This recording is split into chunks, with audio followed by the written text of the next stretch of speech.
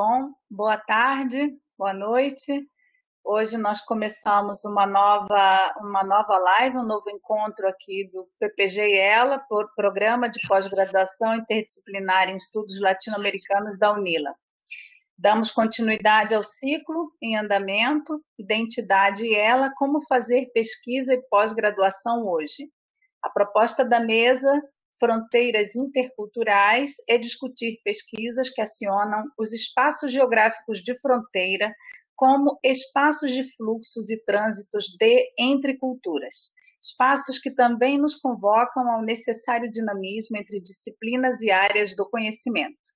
Participam da live de hoje os docentes Gilgel Caldas, da Universidade Federal do Amapá, Fábio Almeida de Carvalho, da Universidade Federal de Roraima, e Miriam Carla Barbosa, egressa do nosso programa de pós-graduação. Então, a gente dá as boas-vindas aos nossos convidados, a nossa egressa, que também foi me orientando. Obrigada por vocês terem aceitado, estarem aqui conosco. O Newton está colocando aqui no bate-papo um link para quem quiser receber o certificado para os assistentes. Agradecemos também aos colegas que estão na sala e estudantes do programa. Bom, eu vou fazer uma rápida apresentação do currículo de vocês, bem sintetizada, e vou passando a palavra e a gente começa então essa nossa conversa, que eu acho que tem mais esse tom, né, de uma conversa entre pessoas que pesquisam fronteiras a partir da nossa área de artes, de humanidades, e que estamos aí construindo um caminho de pesquisa que é também metodológico, enfim. Vamos continuar conversando sobre isso, mas vou passar a palavra, então, para o nosso primeiro convidado, que vai abrir a roda de conversa, que é o Gilgel Caldas. Ele possui graduação em Letras pela Universidade Federal do Pará, mestrado em Teoria Literária pela Universidade Federal de Minas Gerais e doutorado em Literatura Comparada pela Universidade Federal de Minas Gerais também. Cumpriu pós-doutorado na Faculdade de Letras da Universidade de Lisboa. Atua como professor na graduação e habilitações em inglês e francês da Universidade Federal do Amapá e na pós-graduação no mestrado em letras, na mesma instituição. Tem experiência na área de letras, com ênfase em literatura comparada, atuando principalmente nos seguintes temas: Amazônia, poesia, narrativa, fronteiras, desenvolvimento, contemporaneidade e violência. Obrigado, Gilgel. Agora seria bom a gente fechar os microfones e passamos a palavra para o Gilgel. Obrigado, Giana. Fábio e Miriam, saudações, boa noite aos colegas que estão na sala aqui, ouvindo a nossa conversa que vai começar, já começou. Eu preparei um pequeno roteiro, né, para eu não me perder na apresentação do que a Diana propôs para a gente, para ser tema da nossa conversa de hoje, fronteiras culturais ou interculturais ou transculturais, né? Depois eu fiquei pensando nesses prefixos que a gente pode colocar no termo cultural ou culturais, né? E a questão que ficou já pulsando na minha cabeça foi a ideia do trânsito. A ideia é de um trajeto ser feito, e aí a gente pode pensar a linha de pesquisa, né, as investigações, roteiros de bibliografia e tudo mais, como trajeto, mas também algo que é transitório, né, algo que pode ser, que pode ser evanescente. Pesquisa pode ser isso também, né? A gente escreve artigos, livros, atualmente faz lives e elas ficam gravadas, mas às vezes as coisas ficam no éter, né? Então a ideia de transcultura, né, de transculturalidades, a partir do intercultural, me faz pensar inicialmente nessa premissa, para começar a conversa com vocês, né? Primeiro, na ideia do trânsito, em que, de fato, né, como a Diana apontou há pouco, é necessário que as disciplinas, que os saberes, que a construção do conhecimento, que a ideia de universidade mesmo seja, que permita esse trânsito entre objetos de pesquisa, entre objetivos, entre métodos, né, entre ciências. Mas a gente precisa também imaginar que, ou pensar que, ou preparar um futuro próximo no qual as nossas pesquisas sejam transitórias. O que eu quero dizer com isso, inicialmente? Não que elas não tenham validade, né? É bem ao contrário. Eu acho que ser transitório é um sinal de validade das pesquisas, porque, ao meu ver, a transitoriedade é uma espécie de elo, de corrente, onde as coisas não necessariamente se tornam passado ou não necessariamente se tornam obsoletas, mas elas nos levam a caminhos, a descobertas num futuro, né? Então, essa é a minha ideia de transitório. Não é para nós pensarmos em perda, né? É na ideia de construção mesmo, conjunta, né? Então, a ideia do o que atravessa as culturas nesse termo interculturais que é o tema da nossa conversa aqui, né? É muita coisa. E daí eu preparei um texto justamente para eu não me perder, porque eu acho que é interessante eu falar do meu lugar de pesquisador aqui. Aí depois a gente vê para onde a gente vai na geografia, né? Eu vou falar como professor da Universidade Federal do Amapá, que é uma instituição que tem mais ou menos 30 anos, como a primeira instituição de ensino superior do Estado. O Estado, como tal, como unidade de federação, ele é recente também.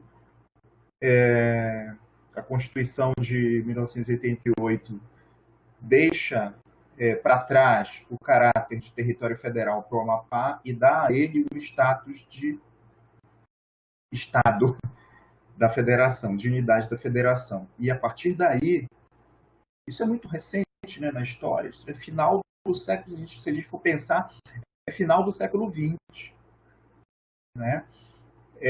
A partir daí, as instituições, não só acadêmicas, mas jurídicas, mas mesmo políticas, administrativas e tudo mais, de funcionamento de um Estado da Federação, começam a, se não surgir, pelo menos se consolidar. No caso da Unifap, ela surge aí, ela aparece aí. Então, é uma instituição bastante nova, bem recente. Se a gente pegar, por exemplo, como parâmetro as nossas Universidades Federal do Pará, de onde eu sou formado, né, na minha graduação, e as universidades do Amazonas, elas são bem mais antigas do que as instituições federais dos ex-territórios, que com a Constituição de 88 se transformaram em Estado. Então, esse é o meu espaço de fala aqui com vocês, né?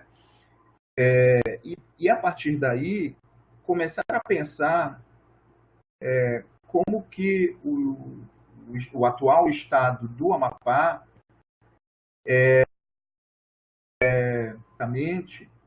sempre foi um espaço envolvido em questões referentes às suas fronteiras. O Amapá é isso. Um pouco da história do Amapá nos revela isso. É um espaço sempre envolto em querelas. Durante o período colonial, por exemplo, o Amapá sempre foi parte do Maranhão e Grão-Pará, que tinha sede em São Luís. Depois passou a ser espaço do Grão-Pará e Maranhão com sede em Belém. Isso no século XVII. Né? No século XVIII, o Grão-Pará incorporou o Rio Negro e o espaço amapaense não mudou de condição, ele foi uma parte do Grão-Pará. Então, durante todo o período colonial, o Amapá não existia. Assim, do ponto de vista de autonomia, até mesmo se a gente for pensar em citações historiográficas desse período, a gente vai falar em Grão-Pará. A gente não é difícil mensurar o que é o Amapá no período colonial, justamente porque ele pertencia ao Grão-Pará. Isso vai durar até o ano de 1943. Dura muito tempo, porque durante o século XX, o Amapá foi parte do Pará. Né? Todos sabem disso. Eu só estou retomando um pouco da história para a gente pensar em qual é o lugar de estabelecimento da universidade e como que alguns grupos de pesquisa, alguns cursos e programas de pós-graduação, no final eu vou citar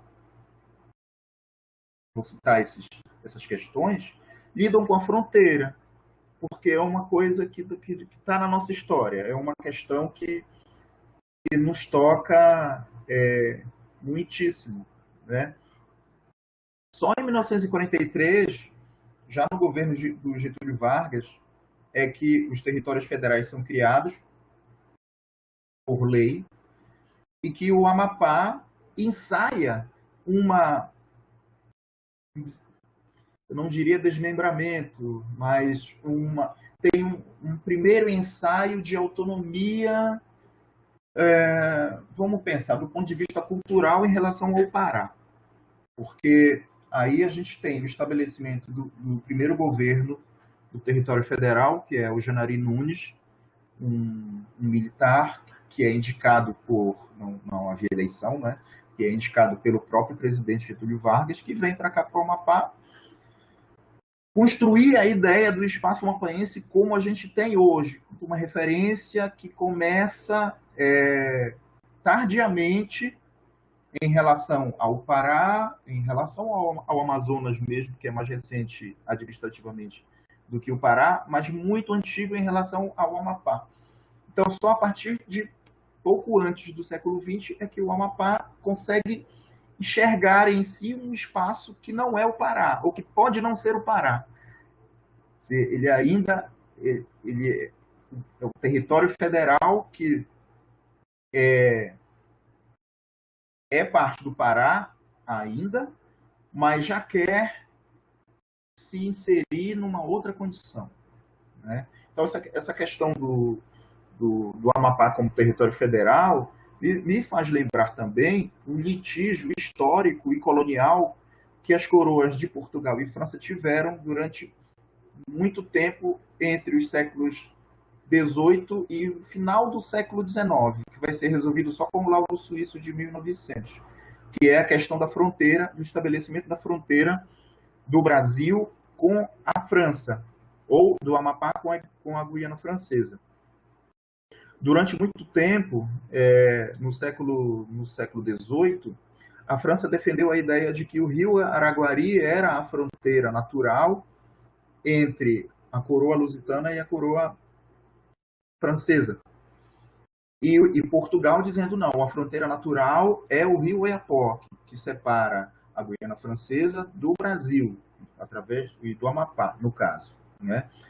E essa disputa foi famosa, tem tomada de Caiena, tem invasão francesa do território brasileiro pelo Amapá, e há pouco eu relembrando essas questões, eu lembrei da visita do secretário de Estado norte-americano recentemente a Roraima, né? Que é uma visita icônica, e a gente pode pensar sobre isso, né? Quais as feridas de soberania a gente tem nessa visita? Quais são elas, como elas se dão? Porque, né, inclusive, ao meu ver, o governo norte-americano usa o espaço brasileiro para fazer ameaças à Venezuela com essa visita. Mas essa é uma questão que a gente pode verificar lá adiante, talvez no debate ou não. Mas é só para dizer e pensar que o estado do Amapá é frequentemente envolvido em questões de fronteira, de território. A gente tem muitas terras indígenas, né? Roraima também tem, que eu sei, e de vez em quando nós temos conflitos com garimpeiros por causa do uso dessas terras, né? Isso faz parte da nossa história também, né? A falta de regulamentação fundiária, ou ainda, mesmo que ela exista, a falta de fiscalização, ela é um sinal do poder público para que esse tipo de fronteira de soberania seja borrado, né? Então, o Amapá ele é um espaço que sempre está flutuando aí. E ainda hoje é assim.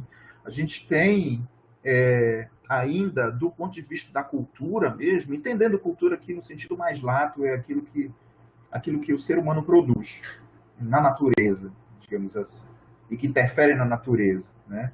No sentido talvez muito, muito subjetivo e ao mesmo tempo extenso, mas o Amapá também ainda carrega muita influência do Pará, muita. E aqui eu ainda não estou discutindo se isso é bom ou ruim, porque nem mesmo eu tenho essa capacidade de bater esse martelo, mas é uma questão, é um fato, é uma condição. A condição amapaense é ser atravessada por diversas culturas, mas a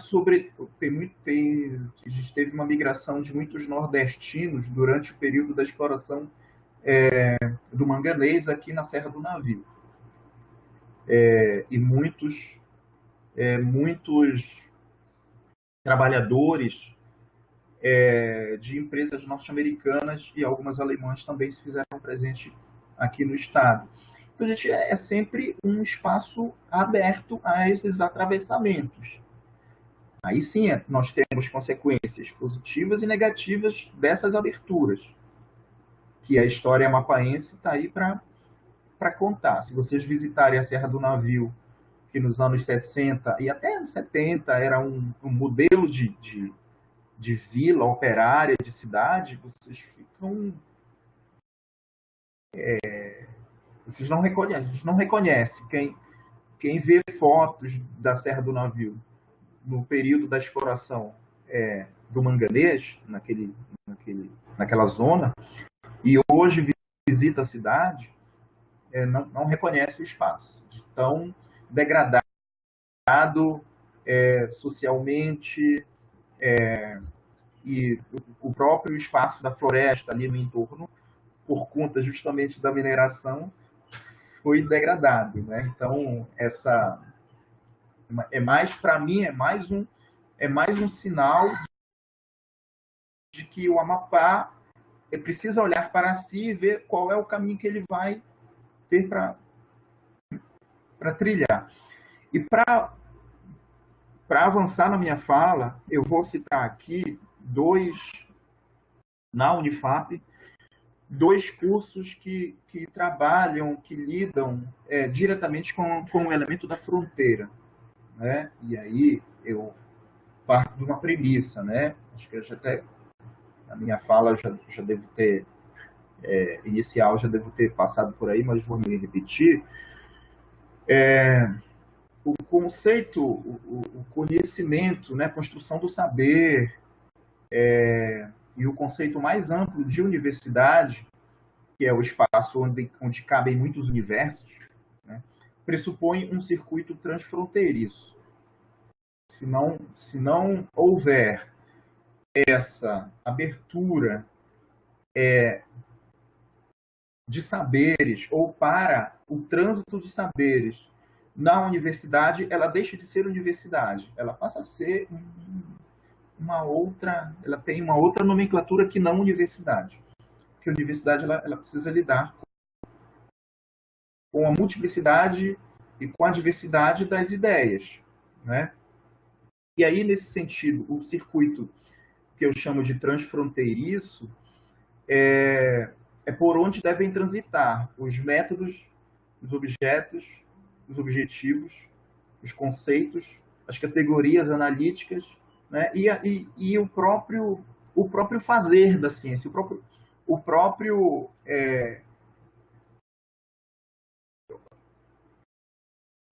o condão nosso, né?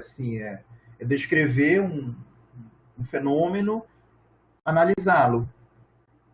Para a nossa área de letras, ela caminha bem muito por isso, né? Assim, em momentos de descrição, mas sobretudo de análise, né? Então, esse trânsito de métodos, de objetos, eu estou pegando elementos de projeto de pesquisa para a gente pensar que eles podem ser um farol para as universidades, para os centros de pesquisa, para os grupos de pesquisa mesmo.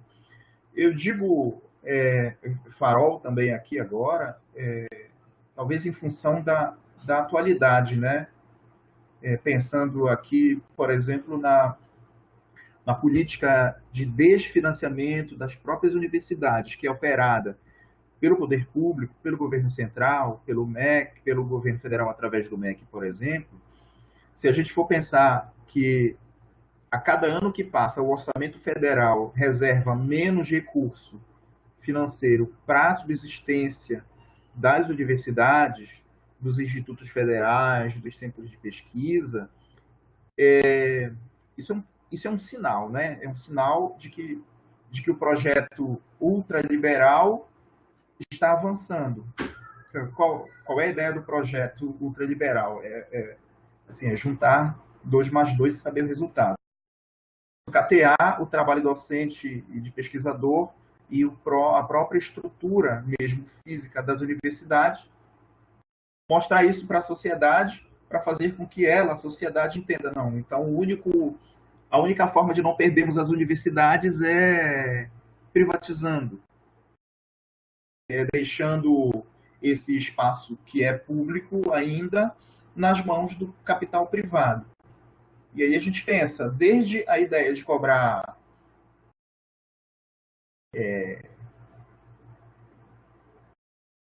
para fazer curso, né, cobrar mensalidade, inscrição e tudo mais, até pensar nas fundações de amparo à pesquisa, né, que algumas delas atuam em parceria público-privada. E aí está nosso nó, talvez.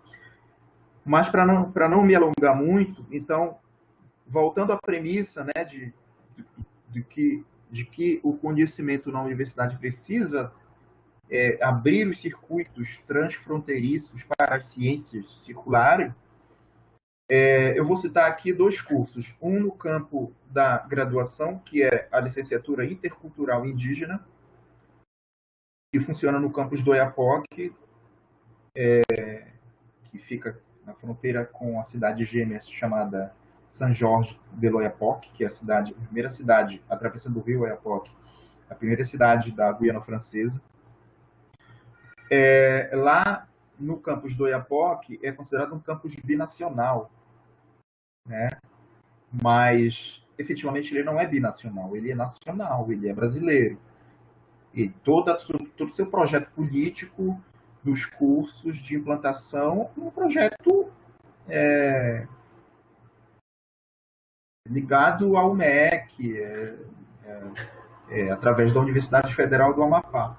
Então, ele ao meu ver, considerado erradamente ou equivocadamente como campus binacional. É o campus do Oiapoque.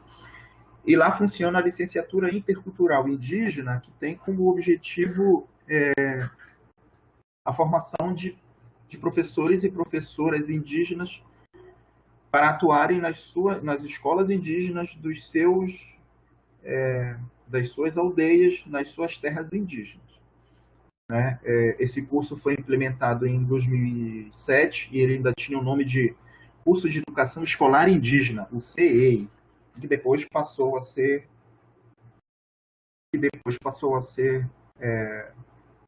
curso de licenciatura intercultural indígena. Para vocês terem uma ideia, nós temos ali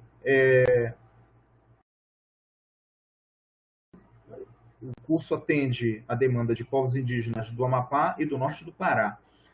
E ali tem alguns povos do Oiapoque, Galibi, Maruorno, Galibi, Calinã, Caripuna, Palicur, e também as terras indígenas do Parque do Tumucumaque, Apalaí, Uaiuana, Tirió, Caxiuanã e Uaiampi. Então, são esses os povos indígenas que o curso de licenciatura intercultural atende, né? E já tem formado algumas turmas com sucesso. E que pese as dificuldades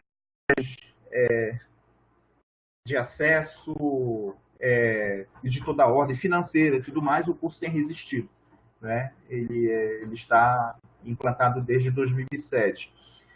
E só para registrar, a gente estava falando ainda há pouco, né, nas preliminares de um excesso de lives durante a pandemia e tudo mais. O curso de licenciatura intercultural indígena, durante os meses de julho e agosto, ele promoveu uma série de transmissões ao vivo, uma série de lives para discutir as questões indígenas. Na última, a última teve a participação do Daniel Munduruku, acho que é assim, não é? Que é um cara respeitado internacionalmente. A gente pôde trazê-lo, né, para participar da live, né, e teve sim uma audiência muito grande. Na verdade, todas as lives foram muitas. Eu participei de algumas só, mas todas elas tiveram uma boa audiência, tiveram uma boa repercussão, né? No campo da pós-graduação, nós temos o programa de pós-graduação em estudos de fronteira, com mestrado profissional, que funciona aqui no Marco Zero, no campus Marco Zero, em Macapá, capital do estado. O PPGF, Programa de Pós-Graduação em Estudos em Fronteira, que também lida diretamente com o conceito, as definições, os problemas da fronteira, né?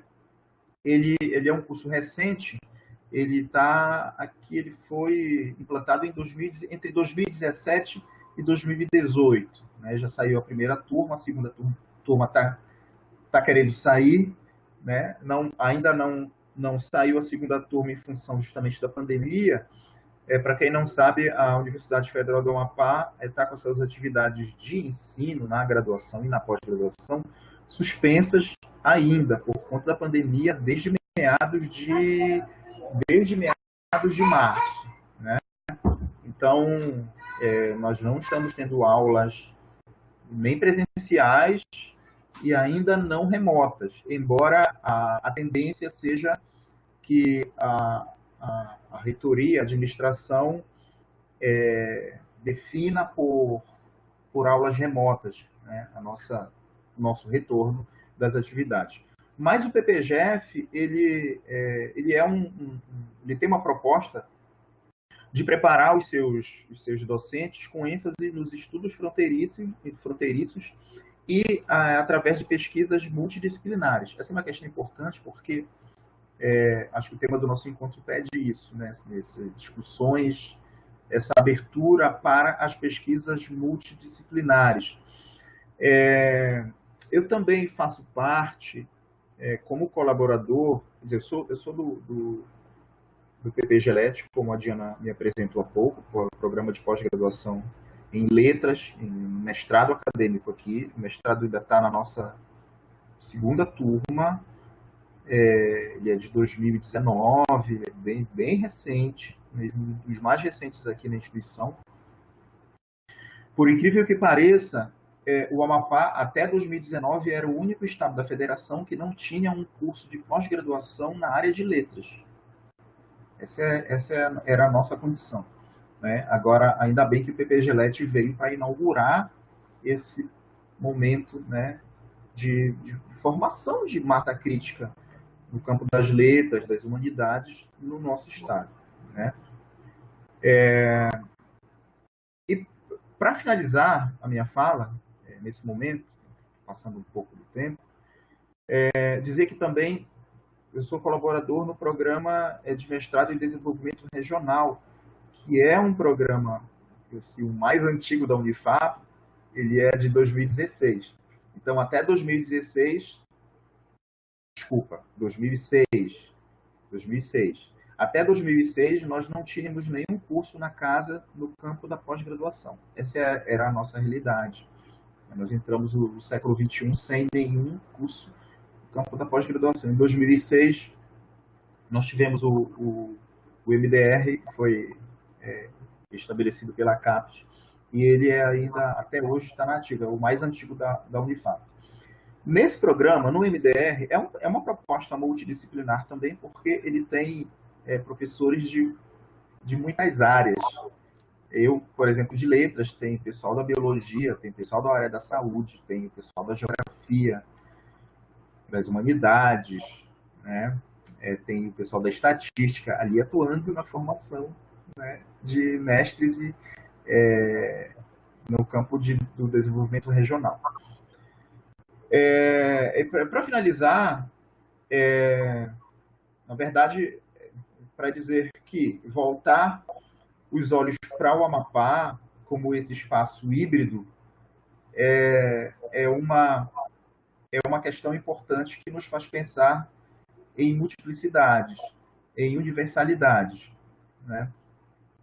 Aqui a gente só tem mais duas instituições públicas de ensino, a Estadual do Amapá, a UEAP, e o Instituto Federal do Amapá. Todas as outras instituições são privadas, né? Então, acho que isso também, de certa maneira, dá um panorama do que nós construímos até então, quais são as nossas perspectivas, né? Enfim, esses são os dados que eu gostaria, as informações que eu gostaria inicialmente de compartilhar com vocês, e fico à disposição para uma possível discussão daqui a pouco. Obrigado novamente. Ótimo, José, obrigada. É interessante como você começa se apresentando, na verdade, apresentando o teu território, né? Tanto esse território geográfico, geopolítico, como o território acadêmico, a universidade, suas datas, seus programas, sua composição. É muito interessante, porque se a gente pensa que temos uma fronteira, o Brasil tem uma faixa de fronteira enorme, de muitos quilômetros, fronteira com 10 países da América Latina, e como a gente tem tão pouco trabalho, eu acho, pelo menos é a minha percepção, depois gostaria de ouvir vocês também, muita pouca inserção das nossas áreas de artes, de letras, de humanidades, que trabalhem com a fronteira como sujeito de pesquisa, como espaço de pesquisa, de subjetividades, de conexões, de trânsitos culturais, né?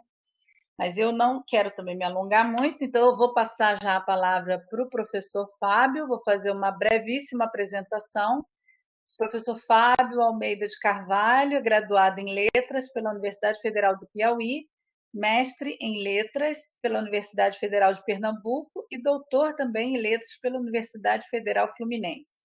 É professor associado da Universidade Federal de Roraima, onde atua no curso de Licenciatura Intercultural na graduação e nos programas de pós-graduação em Letras e Sociedade e Fronteiras, todos na UFRR.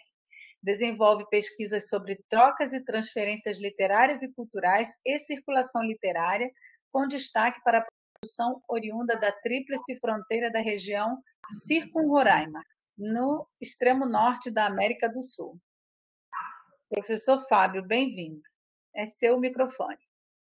Obrigado. Na verdade, eu quero começar agradecendo esta oportunidade. É bom demais você conseguir forjar um encontro desse com parcerias em potencial, e eu acho que o tempo exige que nós valorizemos os bons encontros e que, como você bem colocou, professor, eu acho também que essa questão de tratar das fronteiras e enfrentá-las nesse campo em que nós atuamos ainda é bastante ralo, é bastante rarefeito. E assim, primeiro, então, eu gostaria de dizer da minha alegria de estar aqui, de poder estreitar esses laços. Bom, eu, tal como o Wilgel, nós temos uma formação muito parecida. Eu tenho graduação em letras, mestrado em letras com ênfase em teoria e doutorado em letras com ênfase em literatura comparada. Então, assim, um percurso muito parecido. Vivemos também no espaço de fronteira, ex-territórios, né? Roraima é, também é um estado novo, um ex-território, que faz fronteira com a Venezuela e com a Guiana inglesa. Antigamente, Guiana inglesa. Hoje em dia, eles não aceitam mais esse designativo. Mas as pessoas ainda costumam falar, são os ingleses, se referindo aos guianenses, dizem os ingleses, é o bar dos ingleses, o restaurante dos ingleses, né? Então, a designação ainda passa por aí. Bom, eu gostaria de dizer que, tal qual o Amapá, tão bem caracterizado pelo Wilgel há pouco, Roraima também é fruto de uma mistura muito maluca, que nós temos cerca de 13 povos indígenas, 13 etnias indígenas, levas sucessivas de nordestinos que vieram para cá primeiro ainda, quando se formou ali pelos idos de 1875, quando o Lobo da Almada, respondendo a uma exigência do Marquês de Pombal, criou aqui as primeiras fazendas reais. Houve uma grande leva, sobretudo de vaqueiros nordestinos, para cuidar do gado, para ensinar os índios a tratar do gado. Depois, levas variadas, motivadas aí pela garimpagem, também gente de todas as partes do Brasil, com predominância de nordestinos. Por último, uma leva também grande de sulistas, paranaenses, gaúchos, que vieram para cá, que tem um CTG muito atuante, né? Um Centro de Tradições Gaúchas. Para que vocês tenham uma ideia de quão atuante esse CTG ele causou uma espécie de reação no meio artístico local que fundou, a partir dessa influência do CTG e da cultura gaúcha, o movimento Roraimeira, que é exatamente para se contrapor à gauchice que tomava de conta da cultura roraimense.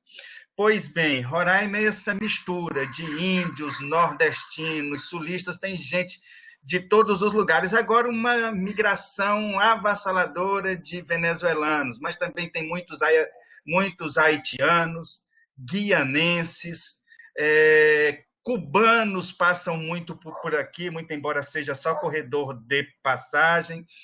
Cubanos passam, entram pela Guiana e sobem para o Brasil, daí visando a chegar em outros lugares, mas Roraima é uma mistura muito grande. Pois bem, eu vou falar, na verdade, eu vou trazer essa questão, mas gostaria de colocar a partir de minha atuação como professor da universidade. A professora Diana já colocou aí, eu sou professor da UFRR há bastante tempo, já estou mais perto de me aposentar do que do começo da carreira, e atuei durante 13 anos no curso de letras, e quando eu voltei do mestrado em teoria, passado algum tempo, apesar de eu adorar teoria da literatura, eu sou um aficionado da teoria, e voltei para dar aulas de teoria da literatura e comecei a me incomodar profundamente em razão de que a UFRR não tinha indígenas, sendo o estado com maior população em termos proporcionais de indígenas no Brasil, não tinha indígenas. Daí, me juntei com uma pequena trupe de outros que também viam nessa condição algo inaceitável, e nós então fundamos hoje, Instituto Insiquirã de Formação Superior indígena, naquele tempo era Núcleo Insiquirã de Formação Superior Indígena. As pessoas têm uma curiosidade muito grande, só abrindo um pequeno parênteses, sobre o que é Insiquirã. Insiquirã é o nome de um herói mítico, de um herói lendário, irmão de Macunaíma. Então, Insiquirã é esse herói mítico. Nós fundamos o Instituto Insiquirã, que hoje tem 3 cursos: o curso de licenciatura intercultural para a formação de professores, um curso de gestão territorial indígena e um curso de saúde coletiva indígena. Na verdade, ganhou proporções muito grandes e tem crescido muito. Pois bem, quando eu voltei, então, eu me aventurei nessa seara que ainda não a UFRR, por conta dessa impermeabilidade à presença indígena, e isso eu venho trabalhando no Insiquirã nos últimos 14 anos da minha vida. A pós-graduação também aqui é relativamente nova. E quando eu voltei do doutorado, eu queria fazer da minha atividade, botar minha força de trabalho, carregar minha energia vital para dar conta exatamente dessa fronteira imensa que Roraima divide com Venezuela e com a Guiana e com a República Federativa cooperativa da Guiana, no sentido de levantar o que havia de importante, de comum nisso, o que isso podia e queria descobrir o que isso poderia render em termos de pesquisas que não eram realizadas ainda. Pois bem, mas eu me deparei com uma situação que me incomodava muito, o caráter, como eu diria, paroquial que se dava à pesquisa no âmbito do PPGL. Haja vista que a pesquisa no PPGL tinha um caráter muito regional e voltado para dar voltas em torno do umbigo.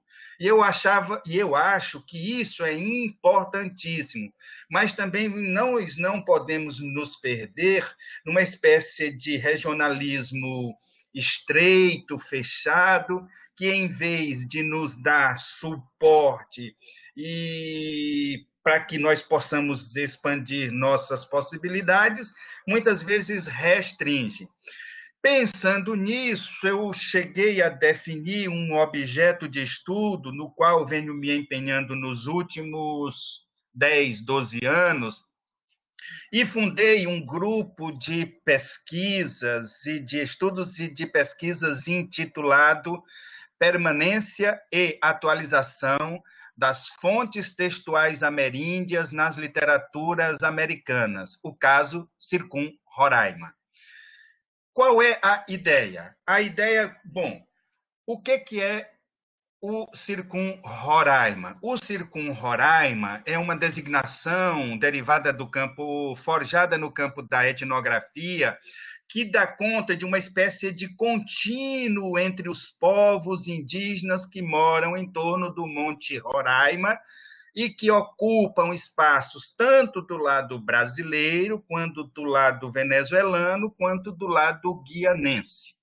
Então, uma primeira questão que me interessava muito era, diante da diversidade desses povos, que são parentes, e a parentela ela é expressa sobretudo pelos heróis, pelas narrativas e pelos heróis que as povoam. Macunaíma, ou Macunaíma, como se diz aqui, ou Macunaímo, como dizem os índios, os indígenas, é um herói comum que povoa as narrativas tanto do lado brasileiro, quanto do lado venezuelano, quanto do lado inglês, ou da Guiana. Então, uma primeira coisa era tratar como se dava não apenas a permanência, mas a circulação desse herói nos intestinos dessas culturas, diferenciadas entre si, mas aparentadas fortemente aparentadas. Então, para que tenham uma ideia, por exemplo, nas versões Taurepan, Macunaíma e Insiquirã são irmãos. Nas versões Macuxi, Macunaíma é pai, Insiquirã é filho. Me interessava muito descobrir essas variações dessas culturas aparentadas, mas diversificadas e muitas vezes opositivas entre si. Uma outra questão que me interessava era como a cultura dessa região, mais especificamente de Roraima, se apropria e dialoga com essas culturas indígenas. Aqui, Macunaíma está em tudo. Macunaíma está no nome da rádio, está no nome do programa, está nos coletivos, ou seja, é uma coisa que se espraia por todos os campos da cultura. Então, uma primeira questão é como esses elementos de cultura indígena conseguem romper as barreiras internas dela e fornecer subsídios para a cultura regional roraimense, mais especificamente a cultura literária. Mas me interessava ainda mais como isso é capaz de romper esse primeiro cordão que está nos internos da cultura indígena, tocar o chão do solo da cultura roraimense e transpassar isso para o campo da literatura brasileira. E depois ainda como esse herói consegue romper essa outra barreira e povoar o imaginário noutras esferas que estejam além da cultura brasileira. Eu volto já a discutir essa questão, mas eu queria dizer que só tratar do Circum Roraima, então, o Circum Roraima tem uma cultura. Os povos que vivem em torno do Circum Roraima têm uma cultura que, apesar de suas diversidades, tem elementos em comum. Eles são fortemente aparentados. Demais, a Lúcia Sá, por exemplo, afirma que antes ela tratava isso como território Guaiana e, de uns tempos para cá, por força, trouxe a Lúcia Sá aqui 2 vezes para discutir isso. A Lúcia Sá, autora da literatura, daquele volume que já virou um clássico hoje em dia, em termos de estudos indígenas, a literatura da floresta. Ela tratava esse território como Guaiana. De uns tempos para cá, tem se fixado esse designativo Circum Roraima. O Circum Roraima exibe a particularidade de ter fecundado, talvez, ou ter originado, ter fornecido solo para a proliferação do moderno romance latino-americano. Tanto que Macunaíma, o herói sem nenhum caráter, é o herói dessas culturas do Circum Roraima, o romance fundador da cultura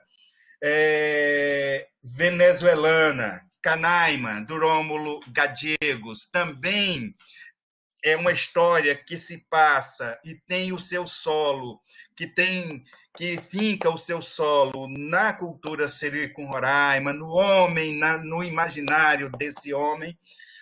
Do lado guianense, também o romance que estuda e que toma uma importância muito grande, exatamente em função disso, mas que estuda e vai definir o ethos do homem guianense, é um romance muito interessante de Wilson Harris, intitulado The Sleepers of Roraima. Pois bem, me interessa, então, tanto essa dimensão exatamente local, de como essas narrativas, elas circulam e se atualizam nos dias de hoje, como elas migram dos internos da cultura indígena para a cultura local, para a cultura brasileira e rompem os espaços. Por exemplo, Mário de Andrade escreveu Macunaíma a partir da leitura desse livro. do Roraima ao Orinoco. Na verdade, do Roraima ao Orinoco resulta esse volume 2. Contém 50 contos que foram coletados por um viajante alemão chamado Theodor Koch-Grünberg, que passou por aqui entre os anos de 1911 e 1913, e juntou 50 lendas, 50 contos. Esses 50 contos foram publicados em alemão em 1924. Mário de Andrade possivelmente leu esses textos em alemão por um acaso. Mário começou a estudar alemão em 24 e se envolveu com a professora de alemão dele, que se chamava Kate Bloss Munken. E disse que Mário de Andrade leu e entrou em contato com Macunaíma nesse entremeio lírico, amoroso e de aprendizagem do alemão com Kate Bloss Munken. Então, Mário de Andrade leu os 12, na verdade, são 50 lendas, o primeiro ciclo, as 12 primeiras narrativas têm Macunaíma como herói, como fio condutor. Então, Mário leu e disse que ficou comovido. Mário diz literalmente lá no prefácio: quando li aquele herói sem nenhum caráter, literalmente gozei. Gozei de prazer, certamente por encontrar um herói que não tem nenhum caráter e que tem muito a ver com nós brasileiros. E ele escreve, ele praticamente pega todas as lendas todas essas 12 primeiras lendas e outras mais que estão nesse conjunto do Koch-Grünberg, e escreve Macunaíma. Tanto que, ao ser taxado de plagiário por Raimundo de Moraes, na década de 30, que disse que Mário... o Raimundo de Moraes, intelectual, escritor manauara, escreveu uma carta aberta num jornal de Manaus dizendo: dizem as más línguas que o senhor Mário de Andrade plagiou Koch-Grünberg. E o Mário de Andrade se invocou, escreveu uma carta aberta em resposta ao Raimundo de Moraes, dizendo: as más línguas podem dizer, mas quem publicou foi o senhor. E demais, o senhor devia ter lido com mais atenção, pelo fato de que eu copiei, sim, copiei Rui Barbosa, copiei Koch-Grünberg, copiei Capistrano de Abreu, até o senhor, se o senhor não notou, tem 3 parágrafos seus no livro. Agora, Mário transforma e recicla esse material numa coisa originalíssima.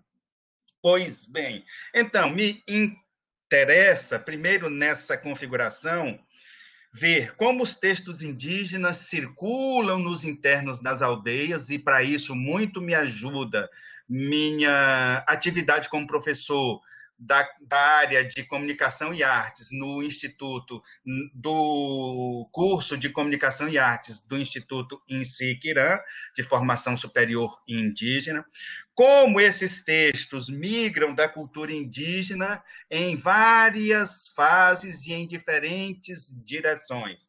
Essa é minha pesquisa e o meu grupo de estudos, a gente vem discutindo, então, como a cultura do solo dessa região circun-Roraima tem fomentado tanto o desenvolvimento dessa narrativa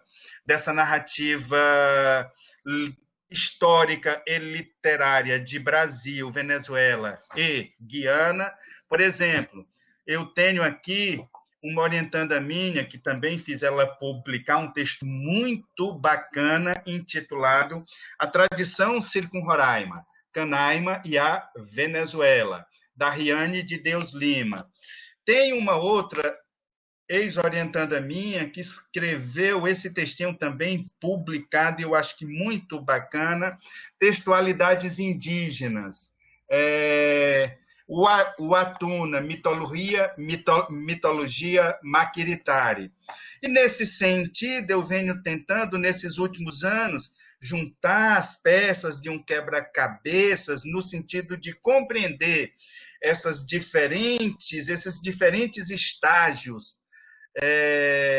Quando eu digo estágios, no sentido assim, esses diferentes nichos de cultura, tanto das culturas indígenas, que são aparentadas, mais diversas, das culturas roraimenses, de como isso circula no âmbito da cultura brasileira, como isso tem sido. Macunaíma já virou filme, virou peça de teatro, virou romance, já tem já, por exemplo, um ex-orientando do professor Antônio Cândido, Richard Morris, escreveu Maclo Hanaíma, o herói de muitos caracteres, que é um romance maravilhoso, que dá conta de como o Macunaíma sai daqui, vai para São Paulo, ganha uma bolsa de estudo, acaba nos Estados Unidos, incorpora a identidade norte-americana e volta para cá para estudar, e volta para cá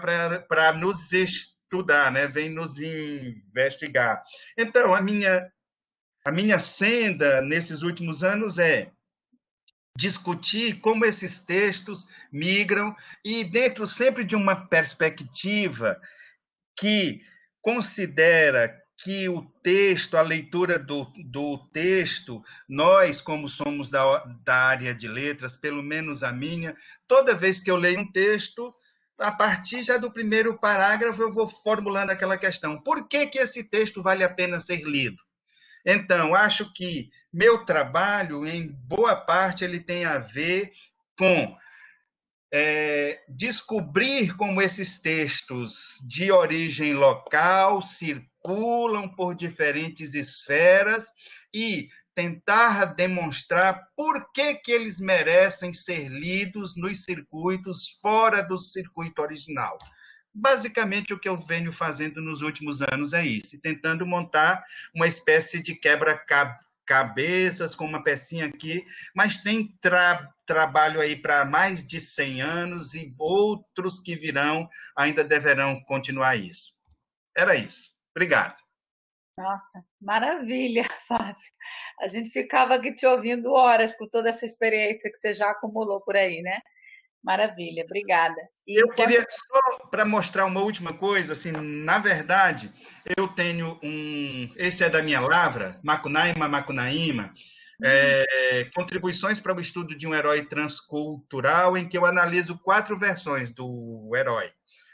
Macunaíma enquanto herói nos internos da cultura indígena, como Cor Grunberg, o antropólogo alemão, se apropria disso e esse herói migra da cultura oral para a etnografia, como Mário de Andrade leu Cor Grunberg e transformou em Macunaíma, o herói sem nenhum caráter, e, por último, um romance de um escritor venezuelano indígena chamado Lino Figueroa, que escreveu um romance intitulado Macunaíma en el Valle de Lorcanaima.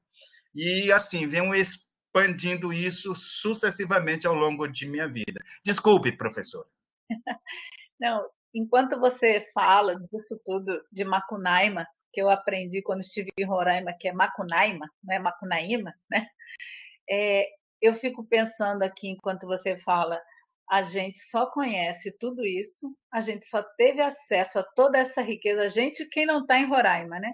Só teve acesso a toda essa riqueza porque tem uma pesquisa, tem um pesquisador alemão que foi lá, fez esse levantamento, publicou um livro, Mário de Andrade leu e daí a coisa segue seu rumo. Quer dizer, como faz falta a gente ir a essas fontes, ir ao território, perguntar ao território o que ele tem ali. Eu acho que a gente acharia infinidades de Macunaimas, de outras histórias, de outros mitos de igual interesse, né?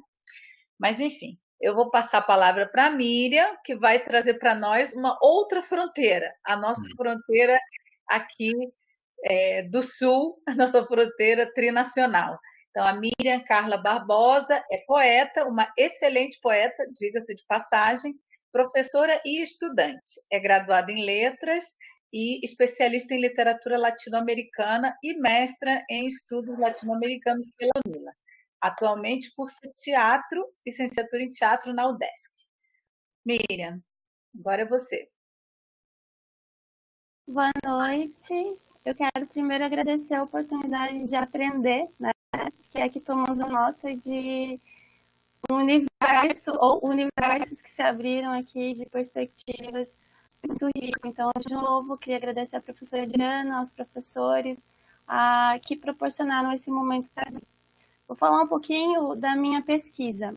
A minha pesquisa de mestrado, ela começou principalmente a partir das minhas leituras, né? Eu fiquei pensando que, eu gosto de dizer que a minha pesquisa de mestrado, na verdade, ela é uma leitura das leituras possíveis que a gente pode fazer da fronteira, né? Ou das fronteiras. Porque quando eu falo a fronteira, eu automaticamente tenho a imagem da fronteira que eu conheço, a fronteira que eu vivi, que é de Foz do Iguaçu, Porto do Iguaçu e Paraguai. Então, a minha pesquisa ela buscou entender um pouquinho como esse espaço, né? Esses espaços acabam se projetando em cima de textos.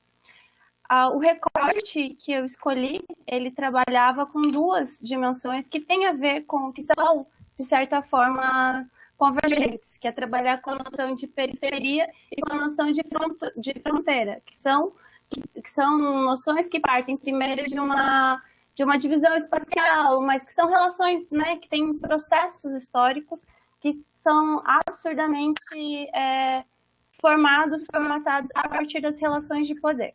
Então, trabalhei basicamente, vou repetir, então, porque eu fico nervosa falando em público, então surgem esses disfarces, eu estou tentando mudar. Então, trabalhei basicamente com dois escritores, que é o Manuzeu, um escritor aí de Foz do Iguaçu, uma figura, né, ímpar em Foz do Iguaçu, ele é um produtor cultural, trabalha com zine, com audiovisual também, ele tem várias produções como uma pessoa que produz e também como personagem dessas produções, escreve contos, poemas e é um rapper também. O outro escritor que eu pesquisei, que eu me debrucei, né, que eu li, é o da periferia de São Paulo, que aí é o Ferrez. O Ferrez, mesma coisa, é um contista, ele sim é romancista, né, escreve romances, e também é rapper. Aqui já começa uma questão que eu acho interessante pontuar. Por que eu escolhi esses textos, por que eu escolhi esses autores? Porque, desde a minha perspectiva, a fronteira e a periferia, elas formulam dessa noção, né, parte de uma divisão espacial, mas que principalmente tem essa relação com o outro. Então, a periferia é a não-cidade. Né? A gente que mora na periferia, ou que mora mais afastado do centro, fala, eu vou para a cidade. Né? A mesma lógica da fronteira, de certa maneira, né? Que é um não. Eu estou no Brasil, logo eu não estou no Paraguai, logo não estou na Argentina. Mas isso é muito transitório, como o professor trouxe na primeira fala. Isso é uma ficção, porque esses intercâmbios, essas trocas, elas são bem menos estanques do que costuma se imaginar, né? Então, tanto que se a gente pensar na fronteira, a gente sempre vai pensar nesse conglomerado. Quando eu penso em fronteira, na minha fronteira, digamos assim, eu vou pensar em toda a região do Alto Paraná. Não existe como dissociar essa troca. E eu lembro da pesquisa da Fran Fávero, que é do Brasil e Paraguai, que ela vai trabalhar com as sonoridades da fronteira. Não existe como separar, como você impedir que o som que ele transite.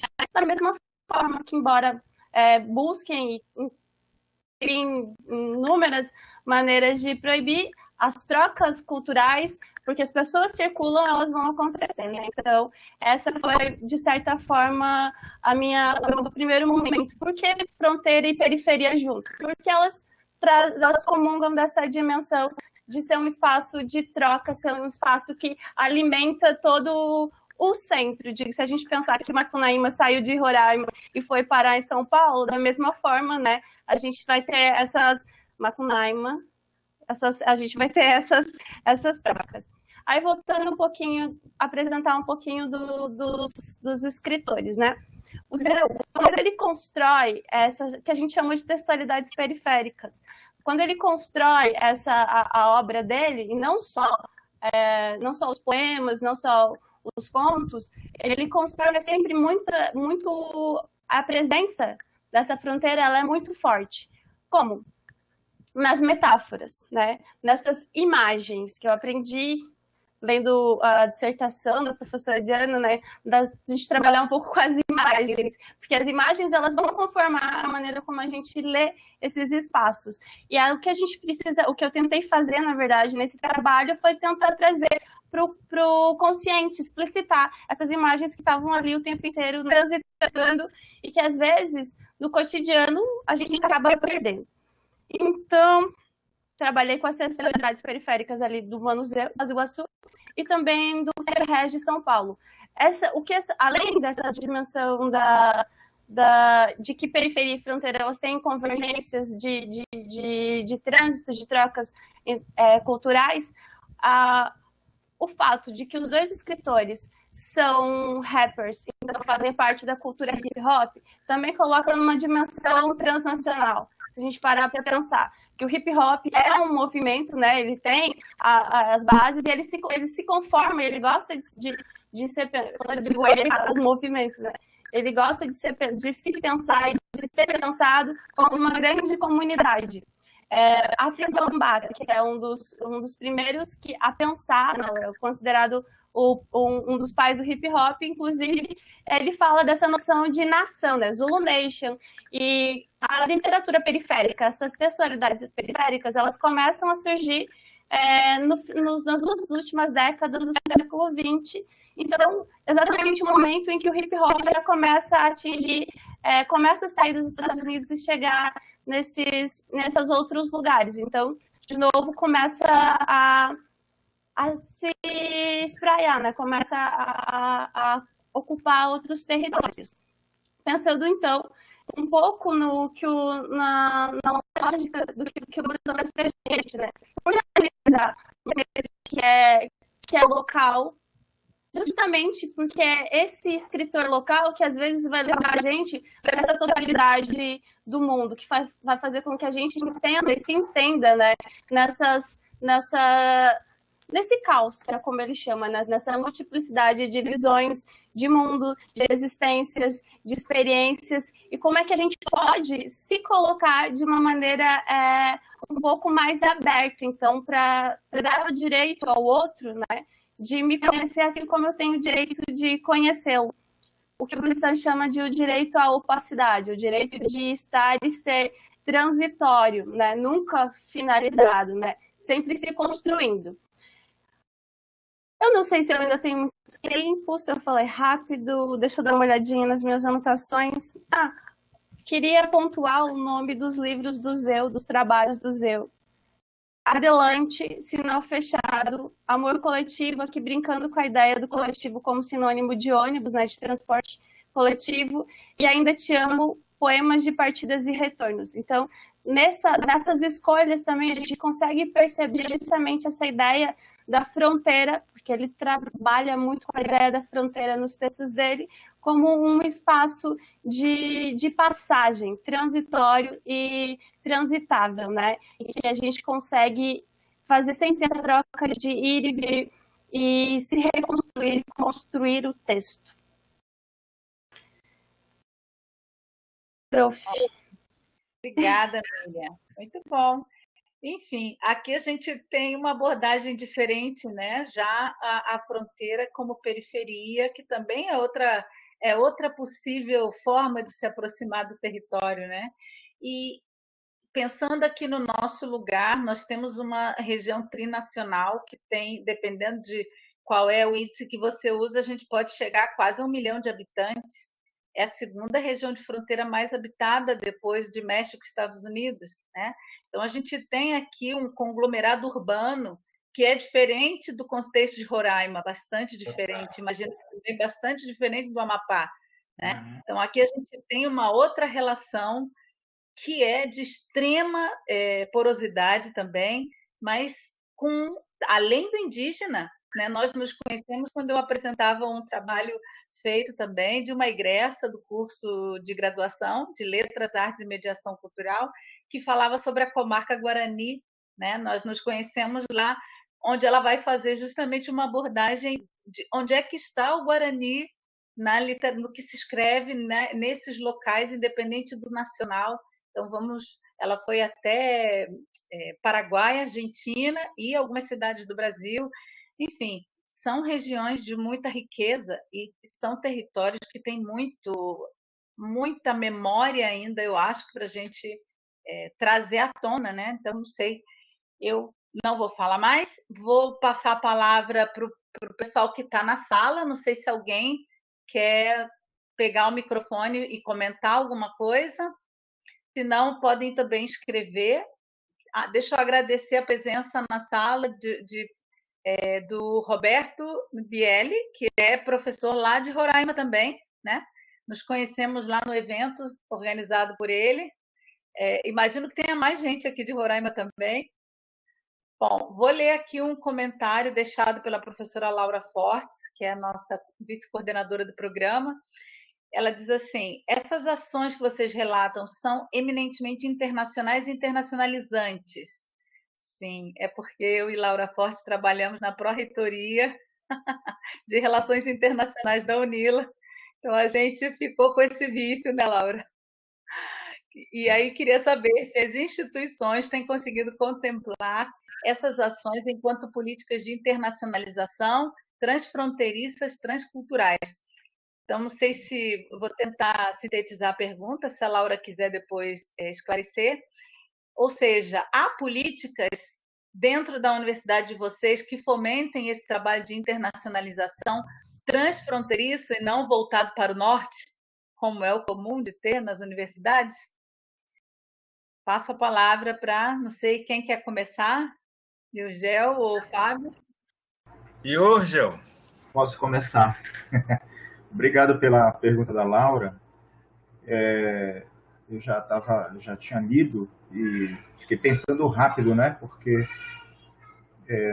acho que sim.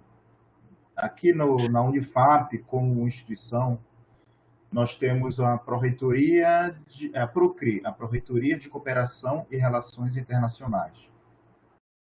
A partir dessa Pró-Reitoria, a gente tem alguns editais que circulam em função de dar subsídio para pesquisadores e para discentes de programas de pós-graduação que tenham a possibilidade, por exemplo, de receber alunos estrangeiros. Alguns haitianos a gente recebe, um ou outro aluno da Espanha por causa de intercâmbio e tudo mais, mas, sobretudo, a PROCRI tem o intuito de facilitar o circuito de pesquisas e pesquisadores, redes de pesquisa, sobretudo em países francófonos. Em função do nosso território fazer fronteira com a Guiana Francesa, é comum nós termos pesquisadores ou grupos de pesquisa atuando na Guiana Francesa, ou mesmo na França metropolitana, como eles falam aqui, né? É mais difícil ir para o Canadá encontrar pesquisas do Amapá para o Canadá, mas é mais fácil achar na França, por exemplo, e muito comum na Guiana Francesa. Esse é um ponto. Outra questão ultimamente, a universidade, através de outros meios, não só através da Pró-Reitoria de Cooperação e Relações Internacionais, tem facilitado o trânsito dos nossos discentes em algumas universidades europeias. Então, eu estou aqui lembrando de alunos de letras, que eu sei que foram nossos alunos e que foram fazer coleta de dados e cumprir disciplinas na Universidade de Salamanca, na Espanha, em Coimbra e em Lisboa, em Portugal. Acho que sim, de cabeça é isso que eu estou lembrando. Mas, sobretudo, eu acho que nos últimos anos, até em função do surgimento de programas que lidam com a ideia, com o conceito e com a problemática da fronteira, eu falei do PPGF, citei aqui o MDR, mas eu posso dizer até do PPGLET, de certa maneira, a gente trabalha com algumas subjetividades que nos encaminham para questões que vão problematizar a ideia de fronteira. Eu acho que a universidade aqui, a Federal do Amapá, ela tem, com toda a dificuldade que é inerente às universidades periféricas do norte do Brasil, né? O Fábio sabe disso, né? A gente tem muitos problemas assim, orçamentários, né? E até de logística. Acho que a gente tem encontrado alguns meios que possam fazer circular as nossas inquietudes, mais do que as nossas ideias, as nossas inquietudes, e que ultrapassam os limites do território nacional. Então, nesse sentido, eu acho que nós temos feito um esforço de internacionalizar um pouco algumas pesquisas aqui da Unifap. É isso. Obrigada, Fábio. Bom, a UFRR tem a CRINT, que é a Coordenadoria, se eu não me engano, é Coordenadoria de Ações Internacionais. E a pergunta que você faz eu acho muito pertinente, Diana, se esse tipo de unidade do organograma consegue se virar mais para o sul, em vez de responder a essas demandas sempre pujantes do norte que tanto atiçam o nosso desejo, né, há tanto tempo. Eu diria que, por conta da situação da Venezuela, que desde 2014 vive uma situação cada vez mais difícil de desmonte. Vocês imaginem que se as universidades brasileiras passam por um período doloroso de desmonte, de sucateamento, imaginem a condição das universidades venezuelanas. Foram destruídas, na verdade, terra devastada. E eu acredito que, por conta disso, sobretudo, se virar-se mais ao sul tem sido negligenciado. Ao mesmo tempo, a República Cooperativa da Guiana, ela, na verdade, foi sempre considerado um país desimportante, sem, na verdade, um amontoado de três povos que não se juntam, negros de um lado, indígenas do outro e descendentes de indianos do outro, e uma mistura aí, quando mistura, você tem de indígenas com indianos, os culi, mas nunca apareceu muito no mapa. Agora, nesse instante, por conta de que se descobriu um veio imenso de petróleo na Guiana, de repente tem um interesse comercial imenso do Brasil e, sobretudo, de roraimenses, no sentido de fornecer mão de obra e para essa riqueza, para retirar esta riqueza e comercializar esta riqueza que de repente descobriram no território guianense. Mas, de uma forma geral, a CRINT está muito mais voltada para as ações voltadas para o norte do que para essas mais ao sul. Agora, acredito que, e também tem uma coisa, com a migração venezuelana, e olha que hoje tem muito venezuelano vivendo em Boa Vista, não são poucos, há toda uma mobilização de grupos de pesquisa, sobretudo no PPG-SOF, que se voltam para as questões venezuelanas, da migração venezuelana. Mas, infelizmente, nós ainda não temos fomento de linhas de pesquisa que se voltem especificamente para essa parte aqui que está colada em nós, mas de repente parece que ainda está tão distante. Esse é um muro que precisa ser derrubado pouco a pouco. E pesquisas como essas que eu desenvolvo, na verdade, elas não chamam muito a atenção, porque a ideia de pesquisa nesse campo, muitas vezes, hoje passa, por exemplo, pela Guiana, pelo pelo viés do comércio, como estabelecer comércio com um país que se imagina que, de repente, vai ficar um pouco mais rico, que até este momento era o primo pobre e que só se olhava com o canto branco do olho, aquele que não enxerga, né? Mas agora, com petróleo aí jorrando, vai ver que... Sei que tem toda uma mobilização hoje em prol disso. E a questão venezuelana, por conta desse fechamento, e agora então, com um governo de ultradireita no Brasil e outro maluco na Venezuela, aí mesmo é que nem fronteira tem mais, está tudo fechado há muito tempo, e eu não sei. Agora vejam só, quando eu cheguei aqui em 93, nós abrimos um curso de letras bilíngue, com um consórcio da Universidade Federal de Roraima com a Universidade Nacional Experimental de Guaiana. Eram 20 venezuelanos, 20 brasileiros. Eu formatei esse curso, só fizemos uma única turma e isso se esgarçou no tempo e nunca mais aconteceu. Mas eu creio que, diante dessa necessidade que hoje a CAPES impõe para a gente de nos internacionalizarmos, essa será uma direção quase obrigatória no cardápio das ações da CLINT.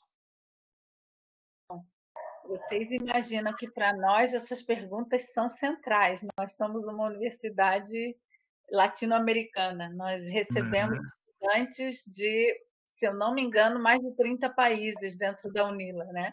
É uma universidade bilíngue. Todo mundo pode se comunicar em português ou em espanhol, enfim.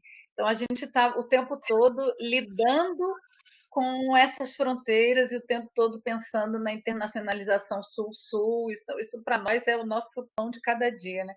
E aí é muito estranho chegar em universidades que também estão na fronteira e ver que esse tema não é tão presente, né? Esse é um estranhamento que eu acho que a gente leva quando sai daqui. Mas eu acho, professor Fábio, que a gente tem que mudar isso. Eu acho que esses temas têm que ser centrais, sim.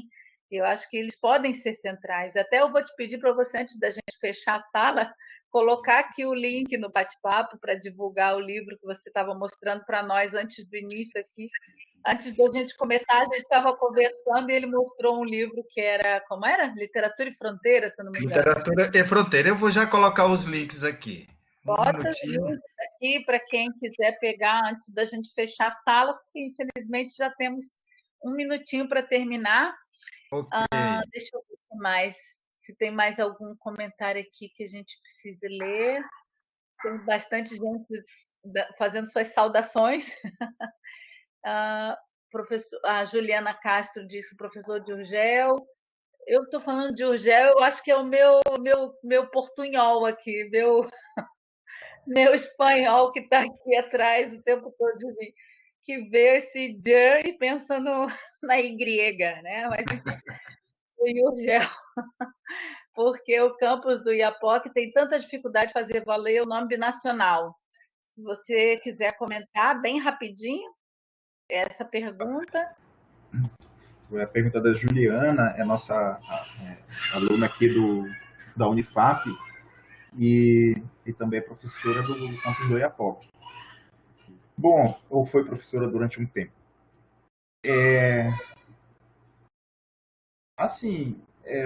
Rapidamente, é uma questão política a criação do campus do Iapoque. Ela precisou levar o nome de binacional para conseguir o apoio do MEC e para conseguir recursos para a sua sustentação.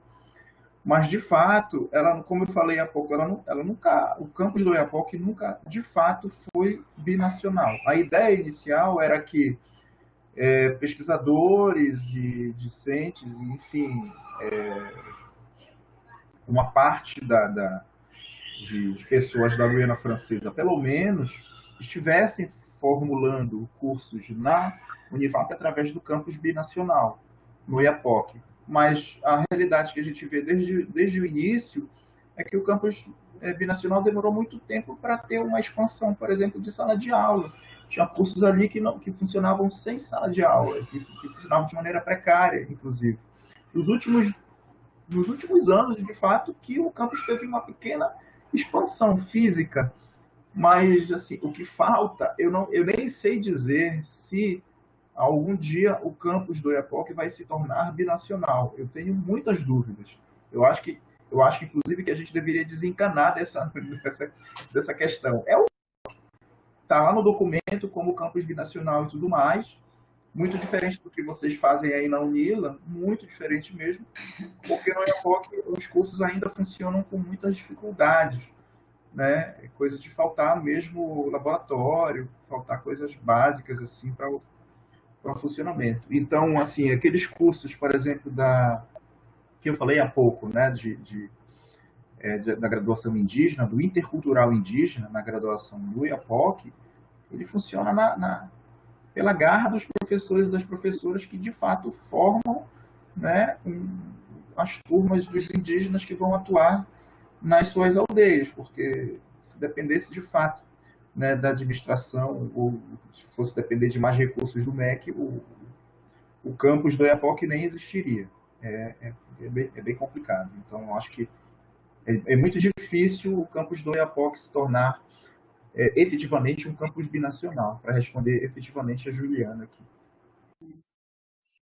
Bom, eu então vou encerrando, agradecendo novamente a participação de vocês, colegas de Roraima que estão aqui com a gente, colegas do PPG-ELA, estudantes egressos do nosso programa de mestrado. Foi muito boa essa conversa. Eu acho que a gente precisa dar gás para isso, embora o momento não seja fácil, encontrar motivações para continuar falando e trazer alguma centralidade para esses temas que nos mobilizam, né? O que é que há na fronteira? Na fronteira, pelo menos aqui, a nossa fronteira é muito marcada pelo estigma do narcotráfico, da violência, do terrorismo, né? Então, como é que a gente sai desse estigma? Como é que a gente conhece outros lados e outras culturas da fronteira? O que é que acontece?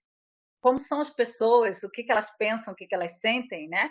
Então, eu acho que a gente tem esse papel também de trazer esses temas para que ganhem visibilidade. Então, vamos tentar aproveitar o nosso território digital, que é mais outra fronteira que a gente está ultrapassando, né?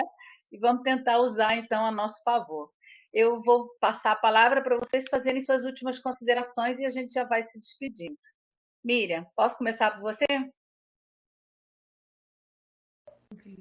Mais uma vez, eu gostaria de agradecer o convite, a oportunidade de aprender e pensar um pouco mais sobre essas questões relacionadas à fronteira das fronteiras.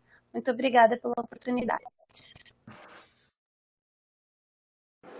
Gel, ou Fábio? Bom, quero dizer aqui do meu prazer imenso estar nesta ocasião aqui com vocês. É sempre um prazer, e um prazer esse tipo de encontro, né? Como isso eu acho que faz com que a gente cresça juntos. Assim, muito bom, bacana. Agradecer a Diana o contato, né? Graças àquele nosso evento lá, que o Miguel e o Fábio participaram, a Sheila também aqui que está na sala, a gente está fazendo esse, que pode ser o início, né, de outros trânsitos que a gente pode, né, construir conjuntamente. E eu gostaria de encerrar dizendo que aqui nós estamos num espaço de universidade, né? Genericamente, a gente está falando aqui em nome das nossas universidades, representando a nossa universidade, né? Enfim, a Unila, a UFRR, a Unifap. E, nesse sentido, eu gostaria de deixar a mensagem de que a universidade é, antes de tudo, ou acima de qualquer coisa, um espaço, sobretudo nos tempos de hoje, é um espaço de resistência. Né? Estar aqui nesse momento é resistir aos ataques dos governos federal, alguns estaduais, né, algumas prefeituras, o poder público que não vê na universidade, né, aquele caldeirão cultural que é produtivo, que nós enxergamos. Então, eu gostaria de dizer que viva a resistência. E obrigado por tudo. É isso aí. Obrigada, Gingel. Bom, vou pedir a vocês que Bom, eu vou pedir que a gente se inscreva lá no canal. Vou fazer a minha fala youtuber agora no final, que também é uma coisa que a gente aprende. Agora o fechamento youtuber é assim, pessoal, tem lá o canal do YouTube do PPG e Ela. Se inscrevam no canal, clica, aperta o sininho. Porque assim, é isso, né? A gente tem que ganhar território. Vamos ganhar território digital também. E aí vamos continuar essa conversa, sim, por favor. Acho que a gente tem muita coisa diferente, cada fronteira tem sua especificidade, tem suas características, mas ao mesmo tempo temos muito em comum. A gente pode se pensar como periferia, e isso nos une também, não é? Enfim, temos muitas diferenças e muita coisa em comum. Espero que esse seja o primeiro de outros encontros. Miriam, um prazer rever você. Um abraço grande. Quem sabe mais vezes, né? Obrigada e nos despedimos. Newton. Tchau, tchau. Tchau, Gel. Tchau, professora Diana. Tchau, Miriam. Tchau a todos. Tchau, gente. Prazer. Tchau.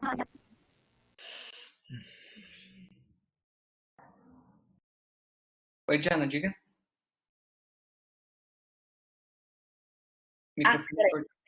Só para dizer que já podia cortar, que já estava fechando. Obrigada, Newton. Até a próxima. Imagina, até. Tchau, Saio. Lá em cima. Os 3 pontinhos em cima na sua tela à direita.